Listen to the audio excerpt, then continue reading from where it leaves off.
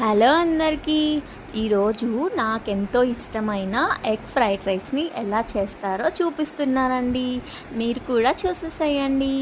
ఎలా అంటే ఏం లేదండి, చాలా సింపుల్. మనం బ్రేక్ఫాస్ట్లోకి, లంచ్లోకి, అలాగే ఈవినింగ్ స్నాక్స్ లాగాను, ఇంకా కావాలి అంటే డిన్నర్లో కూడా తినచ్చు. మీకు గ్యాస్ ప్రాబ్లమ్స్ అలాంటివి లేవు అనుకుంటే, గ్యాస్ ప్రాబ్లమ్స్ ఉంటే మ్యాక్సిమం అవాయిడ్ చేయండి ఇలాంటి ఫుడ్ ఐటమ్స్ అన్నీ కూడాను.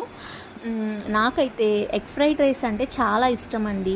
బయట చేసే వాటికంటే ఇంట్లో అమ్మ చేస్తుంది కదా, సింపుల్గా, టేస్టీగా, ఎంతో న్యాచురల్గా, అంటే ఎక్కువ ఆయిల్ కాకుండా ఇలా చేస్తే నాకు చాలా నచ్చుతుంది. చెప్పాను కదా మీకు ఇంతకు ముందు ఆల్రెడీ ఇంటి ఫుడ్ ఎక్కువ ఇష్టపడతాను అని.